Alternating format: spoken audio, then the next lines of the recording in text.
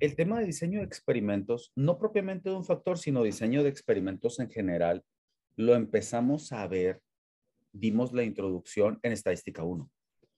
Les platicaba de forma presencial que en Estadística 1 empezamos a analizar algunos problemas en los cuales se involucraban la comparación entre dos medias o entre dos muestras a los cuales les extraíamos la media.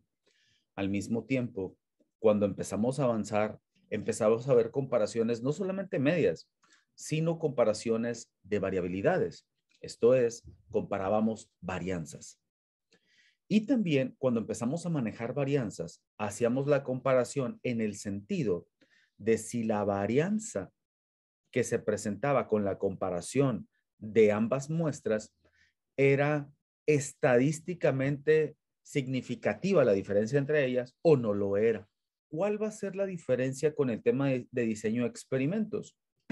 Que este tema me permite hacer la comparación no solamente con dos, sino con más entidades.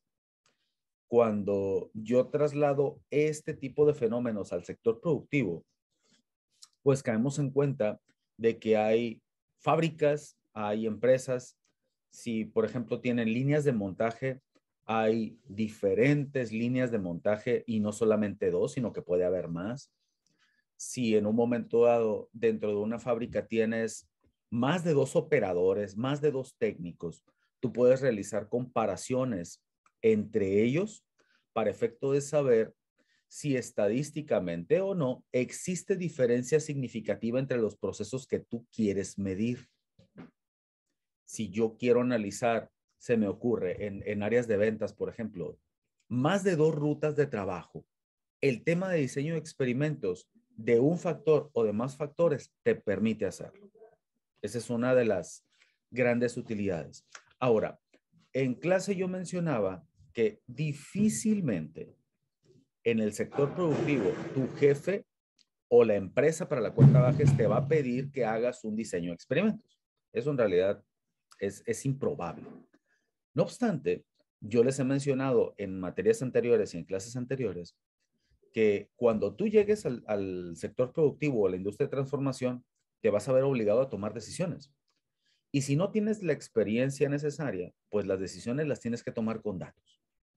Tú por tu cuenta, al recopilar información, puedes realizar pruebas de ANOVA de un factor, ANOVA de más de un factor, para efecto de tomar decisiones y que tus decisiones sean decisiones informadas que te brinden un determinado nivel de confiabilidad. Es parte de lo que se busca en el diseño de experimentos.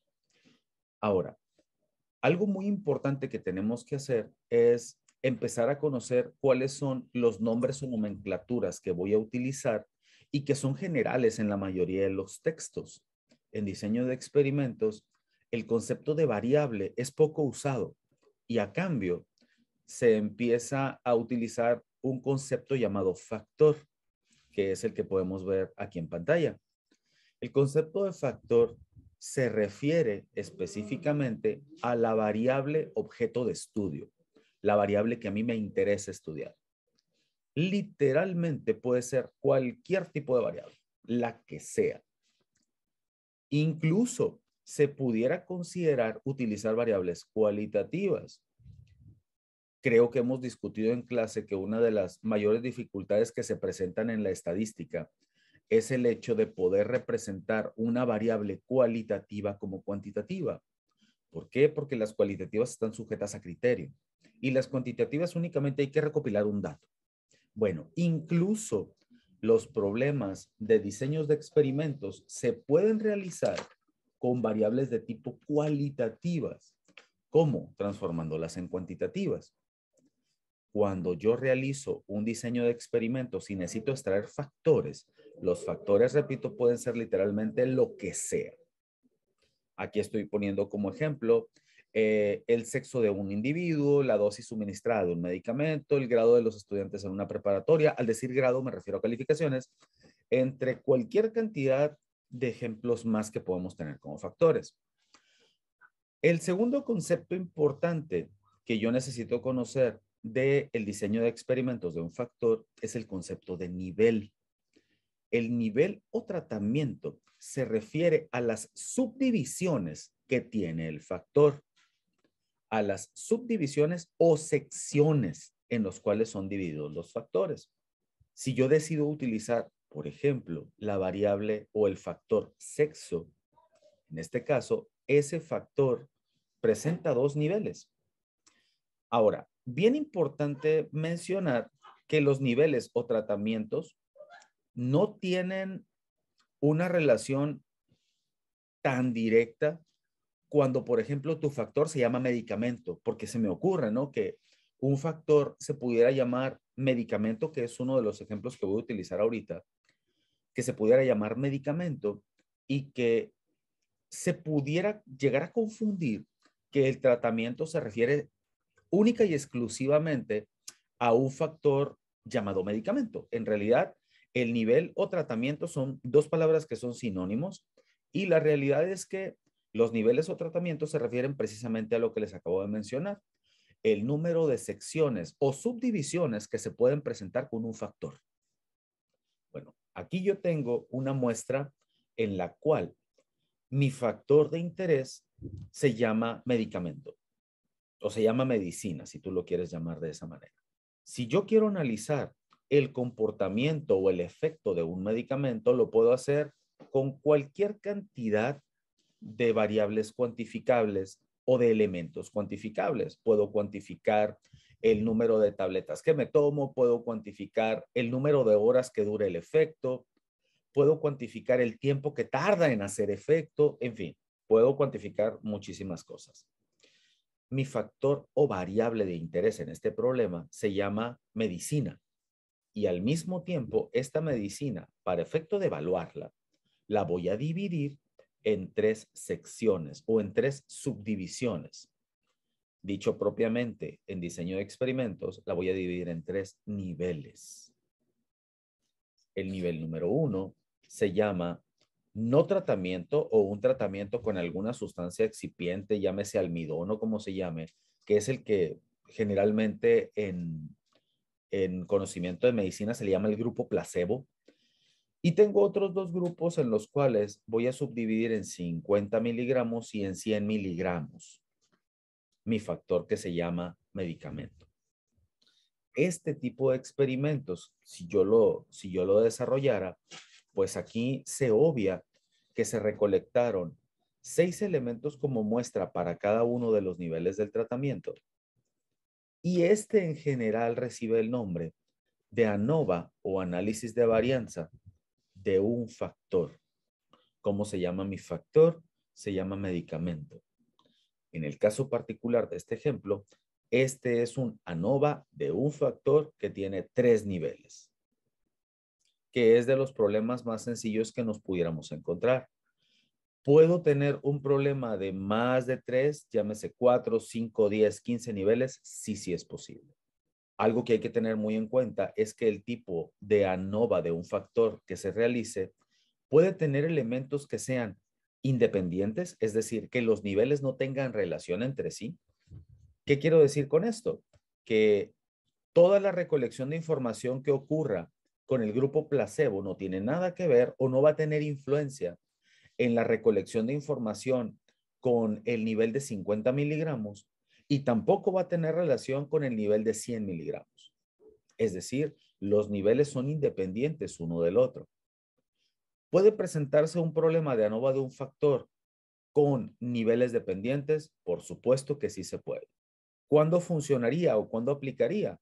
Mismo ejercicio. Si yo en lugar de evaluar como nivel las dosis que estoy utilizando, evalúo como nivel los días de tratamiento, pues evidentemente, si yo quiero recolectar, por ejemplo, el número de horas de alivio que tiene el medicamento, el segundo día va a ser influenciado por lo que ocurrió el primer día. Y lo que ocurrió el primero y segundo días van a influenciar al tercer día. Es decir, en este caso, los niveles están relacionados, son dependientes uno del otro.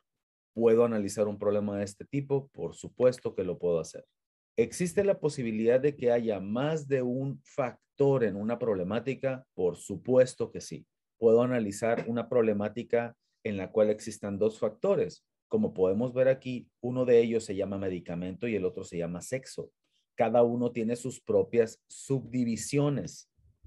Puede tener niveles dependientes e independientes o ambos mezclados en el mismo diseño. Por supuesto que sí. Y aquí en pantalla ustedes pueden ver el ejemplo. Tengo niveles independientes. Lo que ocurra con los hombres no tiene injerencia con lo que ocurra con las mujeres y viceversa. No obstante, si mi otro nivel se llama medicamento, si mi otro factor se llama medicamento, los niveles pueden estar relacionados uno con el otro. Y mientras el factor llamado sexo presenta niveles independientes, mi factor llamado medicamento puede presentar en el mismo problema niveles dependientes. Eso es posible y se puede realizar un diseño de experimentos de esta manera. Otro aspecto que tenemos que tener en cuenta en los diseños de experimentos y de forma general son en los supuestos que debemos cumplir. Muchos de los que aparecen como supuestos en pantalla los venimos analizando desde probabilidad y estadística. Y no solamente aplican para diseños de experimentos de un factor, sino que aplican para cualquier cantidad de cálculos que nosotros hagamos. Muchos de estos supuestos están soportados en teoremas estadísticos. Cuando estamos hablando de un análisis de observaciones con grupos independientes, bueno, esto no es nuevo para nosotros. Cuando hablamos, por ejemplo, de la normalización o de la distribución normal de elementos, no solamente aplica para las medias, sino que también aplica para los errores o residuales. Y la independencia de las observaciones, pues igualmente aplica para los errores. Se supone que en teoría, toda esta consideración no solamente aplica para las medidas de tendencia central, sino que también aplica para las medidas de variabilidad. Y en este caso, hacemos el énfasis con las varianzas. ¿Por qué con las varianzas? Porque el concepto de ANOVA se refiere precisamente a eso. ANOVA es el acrónimo en inglés de análisis de varianza. Al final de la solución del problema, yo tengo que dar respuesta a una prueba de hipótesis planteada de forma inicial. Cuando yo intento resolver un diseño de experimentos, lo primerito que tengo que hacer es realizar el planteamiento de las hipótesis. ¿Se acuerdan lo que era una hipótesis? ¿Me ayudan? Era un supuesto. Las hipótesis son supuestos que yo hago y que para efecto de validarlos necesito realizar los cálculos correspondientes con el nivel de confiabilidad fijado desde el inicio, pero técnicamente las hipótesis por lo general van acompañadas. Va acompañada del supuesto que yo realizo y va acompañada de su complemento. Cuando hicimos la revisión de estos temas en la materia anterior, que fue la estadística inferencial 1, mostramos que las hipótesis vienen en parejas, en la cual típicamente tenemos a la hipótesis nula, que es en general la que contiene el supuesto que yo estoy planteando, y la hipótesis alternativa contiene el complemento del planteamiento inicial. Es decir, la hipótesis nula y la hipótesis alternativa son complementarias entre sí. Al mismo tiempo, como son complementarias entre sí, son mutuamente excluyentes. ¿Qué es esto? Que cuando ocurre una, no puede ocurrir la otra. Cuando yo llegaba a una conclusión, todo se hacía en torno a la hipótesis nula, en el sentido de que si mi conclusión permitía estadísticamente el rechazo de la nula, o en su defecto, estadísticamente hablando, yo no tenía los elementos suficientes para rechazarla. Por lo regular, las denotábamos con las letras H sub 0 y H sub A, o H sub O y H sub A. Veíamos que había tres modelos generales. No son los únicos, puede haber variantes de los mismos dependiendo los autores, dependiendo quién te lo explique. Sin embargo, en general, estos son los tres modelos o las tres formas generales establecidas, en la cual yo tengo que las dos que aparecen del lado izquierdo representan o pertenecen a experimentos que tienen o que se les realizan pruebas unilaterales. ¿Qué significa esto? Que de un lado o del otro se presenta rechazo o no rechazo de la hipótesis. El tercer modelo que aparece a la derecha, que es el de uso más generalizado en diseño de experimentos, representa la posibilidad de sobre el centro hacer rechazo o no rechazo y el complemento ocurre sobre las colas. Intentando ser pragmáticos, estas son las tres formas generales de planteamiento de una prueba de hipótesis. El análisis de varianza o el ANOVA tiene como objetivo permitir la comparación entre más de dos entidades. La idea del análisis de varianza es identificar dentro del diseño cuánto del efecto al final del experimento, cuánto del efecto pertenece al factor de interés y cuánto no pertenece al factor de interés. ¿A qué me refiero? A que si en un momento dado yo tengo una problemática, cualquiera que ésta sea, yo necesito saber cuánto de la problemática se debe al factor que yo analizo y cuánto se debe al azar. Si yo hago la explicación, por ejemplo, con el concepto de los medicamentos, una de las cosas que yo quisiera saber es que al terminar el experimento, si el medicamento es el que está causando que yo me alivie o lo está haciendo un factor diferente o un elemento diferente. Ahora está muy de moda es el tema del COVID, por ejemplo, ¿no? Quienes tuvimos la mala fortuna de contagiarnos de COVID, pues recibimos medicamentos. En el caso personal, yo tuve la oportunidad, afortunadamente me trató bien. Bueno, sigo mencionando la oportunidad. Yo desafortunadamente me enfermé de COVID y afortunadamente me fue bien con la enfermedad. Yo ya me he enfermado 2 veces y en las 2 veces me ha tratado como una simple gripa. Sin embargo, en las 2 veces yo recibí medicamento y salí adelante, ¿no? Del COVID, pero en realidad salí adelante por el medicamento que me tomé o salí adelante por algún otro factor. ¿Ustedes qué creen?